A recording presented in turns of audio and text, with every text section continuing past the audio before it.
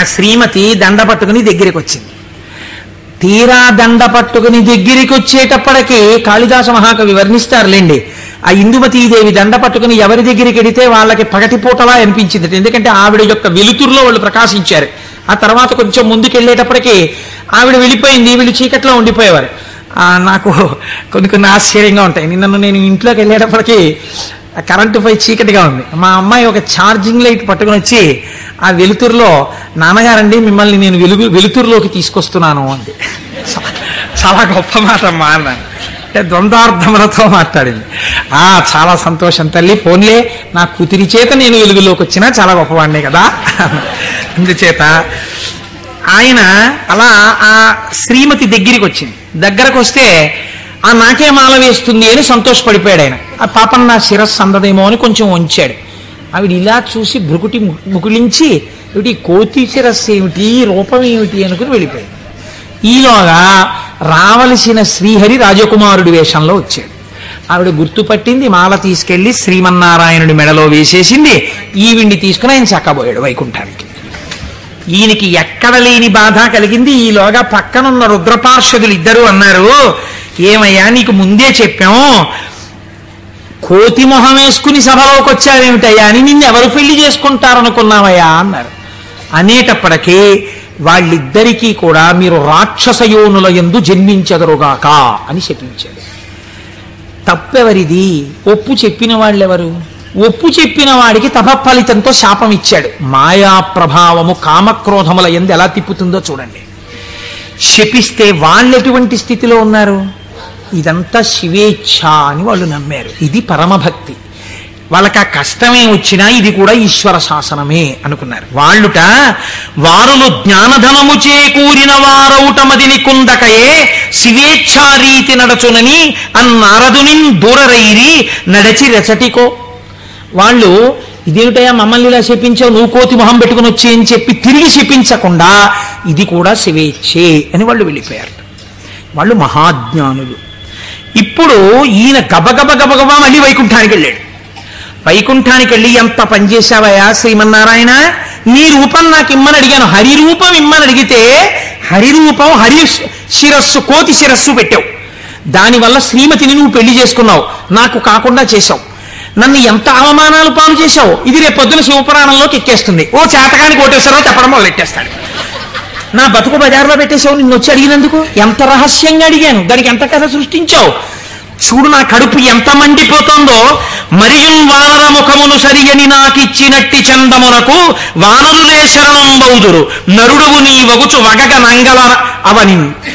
నీవు ఒకానొక నాడు నరుడవై పుట్టి అందచందాలు కలిగిన భార్య దూరమైపోతే అరణ్యంలో పడి ఏడిస్తే ఈ కోతి ముఖం ఉన్న వాళ్లే వచ్చి సహాయం చేసి నీ భార్యతో నిన్ను కలుపుతారు, నిన్ను శపిస్తున్నానన్నాడు. మహానుభావుడు కనుక శ్రీమన్నారాయణుడు దాన్ని కూడా లోకానికి ధర్మ మార్గం నేర్పడానికి రామావతారమునందు సీతావియోగంగా తీసుకున్నారు. ఇప్పుడు ఈ శాపవచనాన్ని కూడా విడిచిపెట్టేశాడు. ఇద్దరిని శపించేశాడు, భగవంతుణ్ణే శపించాడు, రుద్రపార్షదుల్ని శపించాడు, కామమునకు వశుడయ్యాడు. ఇప్పుడు స్వస్థత కలిగింది. ఏమిటి నేను పొందింది అనుకున్నాడు. చిచ్చి చిచ్చి, ఎక్కడి నా జన్మ, ఎక్కడి తపస్సు, ఎక్కడి మహతి. ఆనాడు శంకరుడు చెప్పాడు, నేను గినిచానని అనద్దు, ప్రత్యేకించి వైకుంఠంలో ఈ మాట చెప్పకు సుమా అని చెప్పాడు ఆయన. అక్కడే చెప్పాడు. కాబట్టి శివవాక్కు గురువాక్కు ఏది అనకురా, ఏదైనా ఈశ్వరుడు ఇచ్చాడనో నీకు ఇబ్బంది ఉండదు. అంటే వీడు ఏదైనా సాధించేటప్పటికీ నాదంటాడు, ఏదైనా పోయేటప్పటికీ దిక్కుమాల దేవుడు ఏం చేశాడు నాకంటాడు. రెండూ పాపకర్మలే. కాబట్టి ఇప్పుడు ఆ మాయ తొలగింది. ఇప్పుడు శ్రీమన్నారాయణుడిని చూసి అన్నాడు, ఎట్లు మహాత్మా నిన్ను శపించిన దోషము నాకు బాయు, నీ వెట్లు భరించి యొందగల వీచెడు తాపసి ఏవయైన ఈ తిట్లు సహింపరానివిక, తీంద్రపుటల్కను ముక్క ముక్క యౌనట్లుగా నన్ను చెండదగు అండజకేతన చక్రధార చేన్. యుక్తాయుక్త విచక్షణ మరిచి నేను మాట్లాడినటువంటి మాటలకి నా యొక్క నాలుకని ముక్కలు ముక్కలుగా కత్తిరించెయ్యాలి. ఎంత మాత్రము ఇంకా జాగు చెయ్యకుండా మహానుభావ, అండచకేతన అంటే గుడ్డులోంచి పైకొచ్చినటువంటి గరుత్మంతుడు నీ యొక్క ధ్వజమునకు చిహ్నముగా కలిగినటువంటి వాడా, మహానుభావా నీ చక్రధారల చేత నా నాలుకని ముక్కలు ముక్కలుగా కత్తిరించేవయా, అప్పుడు కాని నేను చేసిన పాపం పోదని కన్నీటి ధారలతో ఆయన పాదాల్ని అభిషేకించి ఆయన కాళ్ళ మీద పడ్డాడు. నారదుడు కాబట్టి అంత తొందరగా మళ్ళీ స్వస్థితిని పొందగలిగాడు. మనం కొన్ని కోట్ల కోట్ల జన్మలు తిరుగుతుంటాం. మీరు చూడండి, రామాయణంలో సీతావియోగానికి కారణమైంది ఒక రజకుడి మాట. అదే రజకుడు మళ్ళీ ద్వాపర యుగంలో రజకుడిగా వచ్చాడు. కృష్ణ భగవానుడు వెళ్ళి 4 చీరలు ఇవ్వయా, పంచెలు ఇవ్వయా, కట్టుకుంటానన్నాడు. ఎట్టట్రా మనుజేంద్ర చెలమలు మీ కియ్యంబాడియే నిరలం కట్టంబోలుదురే పయోఘృతదది క్షీరంబులన్ మెక్కి ఇట్లాడంజనుగాక గొల్లలకు మీకి భంగి నోరాడిడిన్ కట్ట ప్రణంబులు కొలుపోయదుసు మీ కంసోద్ధతిన్ బాలక. ఆయన 4 పంచెలు ఇవ్వరా అంటే వీడు ఇన్ని మాటలు మాట్లాడాడు. ఎట్టెట్రా, ఏంట్రా నీకు రాజుగారి బట్టలు కావలసి వచ్చాయా? బాగా నందవ్రజంలో పాలు వెన్న తిని ఒళ్ళు కొవ్విందా?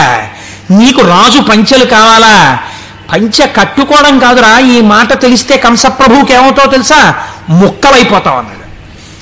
అంటే కృష్ణ భగవానుడు అన్నాడు, అన్నయ్య ఇంకొక అవకాశం ఇచ్చి చూశా, సరేనని ఒక పంచె ఇస్తే చేసిన పాపం తీసేద్దామని చూశా. యుగం మారిపోయినా వీడి బుద్ధి మారలా. ఈ తల ఇక మామూలుగా పనికిరాదు, నీ గుద్దొక్కటి గుద్ది 1000 వ్రక్కలు చేయన్నయ్యా శిరస్సునన్నాడు. ఒక్క గుద్దు గుద్ది 1000 ముక్కలు చేశారు. నోటి మాట సంస్కారంగా ఉండాలి. మాట సంస్కారంగా ఉండడం మొదట నేర్చుకుంటే చాలా తప్పులు దిద్దబడిపోతాయి. అందుకే శివుడు చెప్పింది ఈ మాట వైకుంఠంలో చెప్పకు. నీవు ఏది చేసినా ఈశ్వర ప్రజ్ఞకి ముడిపెట్టు. నీ కొడుక్కో ర్యాంక్ వచ్చింది, ఇది ఈశ్వరానుగ్రహం అండి. మా అబ్బాయికో ర్యాంక్ వచ్చింది, నువ్వు మంచి పంచె కట్టుకున్నావు, ఈశ్వరానుగ్రహం అండి. ఓ పంచె కట్టుకున్నాను. నువ్వు ఒక ఉపన్యాసం చెప్పగలిగావు, అది పరమేశ్వరానుగ్రహం అండి. నా చేత ఒక ఉపన్యాసం చెప్పించాడు, ఈశ్వరానుగ్రహం అండి. నేను శివమహాపురాణం వినగలిగాను అను. నేనన్న మాట అన్నావా, ఇబ్బందిలోకి వెళ్ళిపోతావు. ఇది అనకు. మొదట దిద్దుకోవలసినది వాక్కు దిద్దు.